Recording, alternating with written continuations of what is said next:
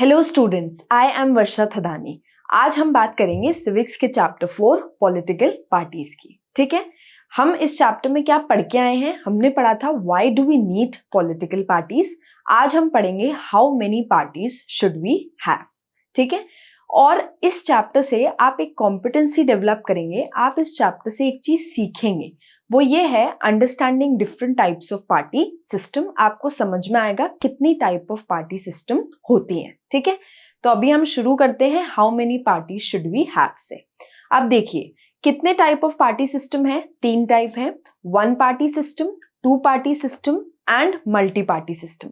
1 party system में ऐसा होगा कि एक ही पर्टिकुलर गवर्नमेंट है जो रूल करेगी, वो है सेंट्रल गवर्नमेंट। ठीक है, इफ सपोज स्टेट गवर्नमेंट है भी तो वो सबऑर्डिनेट होंगी to the central government. 2 party system में क्या होगा, 2 पार्टीज को चांस होगा कि उनको मेजॉरिटी सीट्स मिलेगी। दूसरी पार्टीज एग्जिस्ट करेंगी बट ये है कि उनको कुछ फ्यू सीट्स ही मिलेंगी, लेकिन जो मेजर चांस है वो उन 2 रूलिंग पार्टीज का होगा। ठीक है, और मल्टी पार्टी सिस्टम में क्या होगा, 2-3 नहीं बल्कि बहुत सारी पार्टीज होंगी और बहुत सारी पार्टीज इलेक्शंस कंटेस्ट करेंगी और अलग अलग जगहों पे अलग अलग पार्टीज फॉर्म होंगी। ठीक है, तो अभी शुरू कर रहे हैं हम पार्टी सिस्टम से। 1 party system, 2 party system, multi party system. ठीक है, अब 1 पार्टी सिस्टम हम देखते हैं क्या है।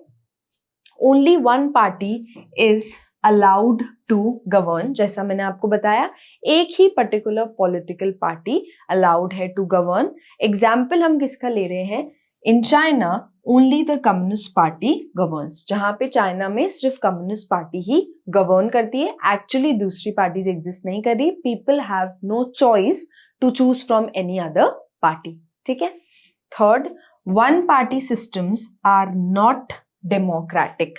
तो 1 पार्टी सिस्टम को हम डेमोक्रेटिक नहीं कहेंगे। एटलीस्ट 2 पार्टीज तो होनी चाहिए जहां पे एक्चुअली चॉइस मिल जाए कि उन 2 पार्टीज में से चूज करेंगे। ठीक है, reason, at least 2 parties should compete for power. जैसा मैंने बताया, एटलीस्ट 2 पार्टीज होनी चाहिए और 2 पार्टीज को compete करना चाहिए फॉर पावर। ठीक है, हमने यहाँ पे चाइना का केस लिया है। यहाँ पे कम्युनिस्ट पार्टी ऑफ चाइना जैसे गवर्न कर रही है तो वो एक 1 पार्टी सिस्टम होता है। ठीक है, 2 party system, power shifts between 2 main parties in some countries. जहां पे 2 मेन पार्टीज होंगी, other parties may exist and win few seats. दूसरी पार्टीज एग्जिस्ट कर रही है, उन्हें भी कुछ सीट्स मिल रही है, but only 2 main parties have a serious chance of winning majority seats. लेकिन 2 मेन पार्टीज के सीरियस चांस होंगे कि उनको मेजॉरिटी सीट्स मिलेगी। यहां पे हम एग्जांपल लेंगे United States and United kingdom का। ठीक है, ये हो गया 2 पार्टी सिस्टम। अब बात करेंगे हम मल्टी पार्टी सिस्टम की। Several parties compete for power, more than 2 parties have a reasonable chance of coming to power. यहां पे अलग अलग पार्टीज compete करेंगी फॉर पावर और मोर देन 2 पार्टीज को रीजनेबल चांस है कि वो पावर में आएंगी। In India various parties come together to form a coalition to form the government. India में बहुत सारी पार्टीज एक साथ आती हैं, वो कोएलिशन गवर्नमेंट फॉर्म करेंगी। आप पूछेंगे मैम कोएलिशन गवर्नमेंट क्या होगी? जब भी किसी पर्टिकुलर पॉलिटिकल पार्टी को मेजॉरिटी नहीं मिल रही है, वो दूसरे पॉलिटिकल पार्टीज के मेंबर्स के साथ एक कोएलिशन गवर्नमेंट फॉर्म करेगी, एक अलायंस क्रिएट करेगी जिससे वो गवर्नमेंट को रन कर सके। ठीक है, तो इंडिया में हम एग्जाम्पल ले रहे हैं मल्टी पार्टी सिस्टम का। अब अलग अलग पार्टीज के एग्जाम्पल्स हैं। ठीक है, national democratic alliance. National democratic alliance कब आई है? 1998 में। ये एक पॉलिटिकल अलायंस थी लेड बाय भारतीय जनता पार्टी। ठीक है, यूनाइटेड प्रोग्रेसिव अलायंस ये आई है 2004 में। ये एक पॉलिटिकल अलायंस थी लेड बाय इंडियन नेशनल कांग्रेस। ठीक है, एंड द लेफ्ट फ्रंट, ये एक पॉलिटिकल अलायंस थी led by left wing political parties. कहां पे? In the state of West Bengal. कब आई है? 1977 में। ठीक है, अभी जो यूनाइटेड प्रोग्रेसिव अलायंस है वो डिसॉल्व भी हो गई है 2023 में। ठीक है। तो ये एग्जाम्पल है हमारे यहाँ पे मल्टी पार्टी सिस्टम का। ठीक है, आप इनके जो ईयर्स हैं इनको हम याद रखेंगे कि कब एक्चुअली ये फॉर्म हुई है, हमें बहुत काम आएगा। ठीक है, तो हमने पार्टी सिस्टम देख लिया। ठीक है, अब मल्टी पार्टी सिस्टम में भी पॉजिटिव और नेगेटिव एस्पेक्ट्स हैं। पॉजिटिव एस्पेक्ट ये बोलता है कि अगर मल्टी पार्टी सिस्टम है तो वेराइटीज ऑफ इंटरेस्ट और ओपिनियंस देखने को मिलेंगे और उनको पॉलिटिकल रिप्रेजेंटेशन मिलेगी। लेकिन नेगेटिव एस्पेक्ट क्या बोलता है, अगर मल्टी पार्टी सिस्टम एग्जिस्ट कर रहे हैं तो इसकी वजह से एक क्योस वाली सिचुएशन क्रिएट हो जाएगी, बहुत ज्यादा मेसी हो जाएगा, क्योंकि बहुत सारे वेराइटीज ऑफ व्यूज और ओपिनियंस हैं जिसकी वजह से एक पॉलिटिकल इंस्टेबिलिटी क्रिएट हो जाएगी। ठीक है, एस्पेक्ट क्या बोलता है, allows a variety of interest opinions to enjoy political representation. अलग अलग इंटरेस्ट ओपिनियंस हैं तो उन्हें पॉलिटिकल रिप्रेजेंटेशन एंजॉय करने को मिलेगी। बट नेगेटिव क्या कहता है, often appears very messy and leads to political instability। But बहुत ज्यादा मेसी हो जाता है जिसकी वजह से पॉलिटिकल इंस्टेबिलिटी क्रिएट हो जाती है। मल्टी पार्टी सिस्टम के पॉजिटिव और नेगेटिव एस्पेक्ट्स हैं। ठीक है, तो आप बोलेंगे मैम हमने वन पार्टी पढ़ लिया, टू पार्टी पढ़ लिया, मल्टी पार्टी पढ़ लिया, तो एक बेस्ट पार्टी सिस्टम एग्जिस्ट क्यों नहीं कर रहा? वो इसीलिए नहीं कर रहा क्योंकि पार्टी सिस्टम लाना भी इतना इजी नहीं होता। हर एक कंट्री क्या करती है, अपने अकॉर्डिंग अपनी कुछ ज्योग्राफिकल या सोशल कंडीशंस देखने के बाद ही एक पार्टी सिस्टम लेके आती है। तो कोई भी सिस्टम आइडियल नहीं है किसी भी पर्टिकुलर कंट्री के लिए, इसीलिए एक बेस्ट पार्टी सिस्टम नहीं है। ठीक है, party system is not something any country can choose. ये इवॉल्व होता है ओवर अ लॉन्ग टाइम। ऐसा नहीं है कि पार्टी सिस्टम कोई भी पर्टिकुलर कंट्री चूज कर ले, ये बहुत टाइम बाद इवॉल्व होता है और कुछ कंडीशंस को देखने के बाद इवॉल्व होता है। जैसे it depends upon the nature of society, second it's social and regional divisions, third it history of politics, fourth system of elections. Depend करता है हमारी सोसाइटी किस टाइप से इवॉल्व हो के आई है, डिपेंड करता है कि क्या सोशल एंड रीजनल डिविजन्स हैं, किस टाइप का हिस्ट्री ऑफ पॉलिटिक्स था और किस टाइप का सिस्टम ऑफ इलेक्शन है। ये सारी चीजें देखने के बाद एक कंट्री एक पार्टी सिस्टम अडॉप्ट करती है। ठीक है, these can not be changed very quickly. Each country develops a party system that is conditioned by its special circumstances। और ये जो चीजें हैं जो हमने ये 4 पॉइंट्स पढ़े, ये 4 पॉइंट्स इजीली चेंज नहीं होते हैं। इसीलिए हर एक कंट्री जब भी कोई पार्टी सिस्टम लेके आती है वो कुछ सर्टेन सर्कमस्टांसेस देखने के बाद ही लेके आती है। समझ में आ रहा है? इसीलिए एक बेस्ट पार्टी सिस्टम नहीं है। अगर हम इंडिया की बात करें तो इंडिया ने मल्टी पार्टी सिस्टम क्यों अडॉप्ट किया? क्योंकि इंडिया में सोशल और ज्योग्राफिकल डिविजन्स को देखते हुए ये समझ में आया कि सिर्फ 2 या 3 पार्टीज एबल नहीं होंगी to run the government, to rule the government. इसीलिए इंडिया ने एक मल्टी पार्टी सिस्टम अडॉप्ट किया है। ठीक है, India has evolved a multi party system. Reason, social and geographical diversity in such a large country is not easily absorbed by 2 or even 3 parties। जैसा मैंने बताया क्यों इवॉल्व किया एक मल्टी पार्टी सिस्टम, क्योंकि सोशल और ज्योग्राफिकल डाइवर्सिटीज देखने के बाद ये समझ में आया कि इतनी बड़ी कंट्री जो इतनी ज्यादा डाइवर्स है उसको चलाने के लिए 2 या 3 पार्टी सफिशिएंट नहीं होंगी, इसीलिए मल्टी पार्टी सिस्टम इवॉल्व हुआ है इंडिया में। ठीक है, इसीलिए no system is ideal for all countries in all situations. कोई भी सिस्टम आइडल नहीं है सारी कंट्रीज और सारी सिचुएशंस के लिए, क्योंकि हर एक कंट्री कुछ चीजें देखने के बाद डिसाइड करती है कि हमें कौन सा पार्टी सिस्टम लेके आना है। ठीक है, अब 2 टाइप ऑफ पार्टी एग्जिस्ट करती है, national parties, state parties. National parties mostly हर एक फेडरल यूनिट में होती है, लेकिन स्टेट पार्टी क्या होती है, एक फेडरल यूनिट में होती है। ठीक है, जैसे national parties present in many और all federal units, and state parties present in only 1 federal unit. अब ये जो स्टेट पार्टीज है ना, ये नेशनल पार्टीज की ही यूनिट्स होती हैं। ठीक है, नेशनल पार्टीज की कुछ यूनिट्स होती हैं जो कहाँ पे काम करती हैं, इन अ पर्टिकुलर स्टेट। ठीक है। अब ये जो नेशनल पार्टीज हैं, स्टेट पार्टीज हैं, पहले बात तो इनको रजिस्टर होना पड़ेगा, रिकग्नाइज होना पड़ेगा, किससे? By election commission.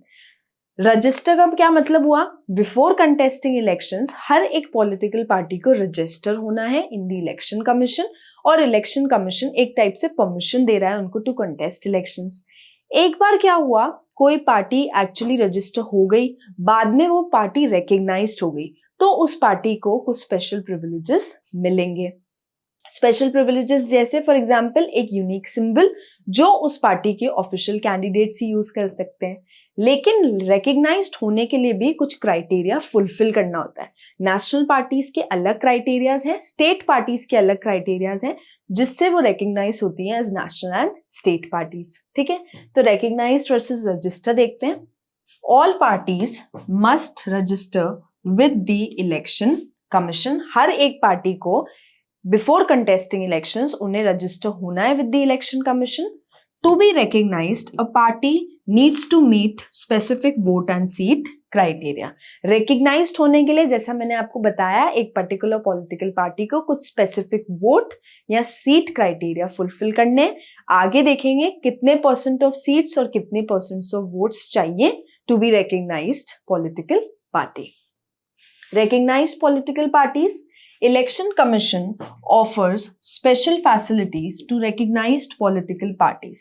क्या फैसिलिटी? एक टाइप ऑफ इलेक्शन सिंबल जो उस पर्टिकुलर पॉलिटिकल पार्टी के ऑफिशियल कैंडिडेट्स ही यूज कर सकते हैं, तो वो मानी जाएगी एज रिकग्नाइज्ड पॉलिटिकल पार्टी। अब हम कुछ क्राइटेरिया देखेंगे कि नेशनल पार्टी रिकग्निशन के लिए क्या क्राइटेरिया फुलफिल करने हैं, बाद में देखेंगे स्टेट पार्टी रिकग्निशन के लिए क्या क्राइटेरिया फुलफिल करने हैं।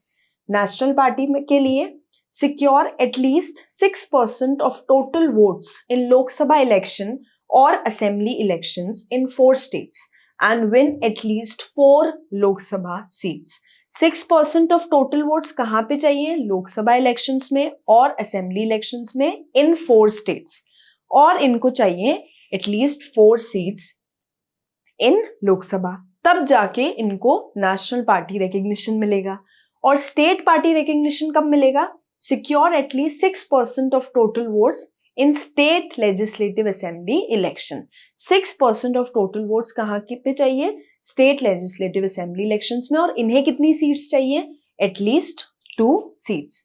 तो अगर ये क्राइटेरिया फुलफिल हो रहे हैं ना, तब एक पर्टिकुलर पॉलिटिकल पार्टी को नेशनल पार्टी रिकग्निशन या स्टेट पार्टी रिकग्निशन मिलता है। ठीक है, हमारे यहाँ पे रिकग्नाइज्ड नेशनल पार्टीज इंडिया में कितनी है? 6 रिकग्नाइज्ड नेशनल पार्टीज हैं। कौन सी?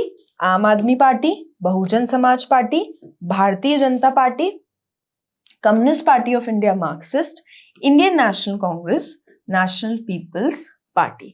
ये 6 रिकग्नाइज्ड नेशनल पार्टी हमारे यहाँ पे हैं, क्योंकि इन 6 पार्टीज ने वो क्राइटेरियाज फुलफिल किए हैं, तब जाके उनको ये टर्म मिला है कि वो रिकग्नाइज्ड नेशनल पार्टीज हैं।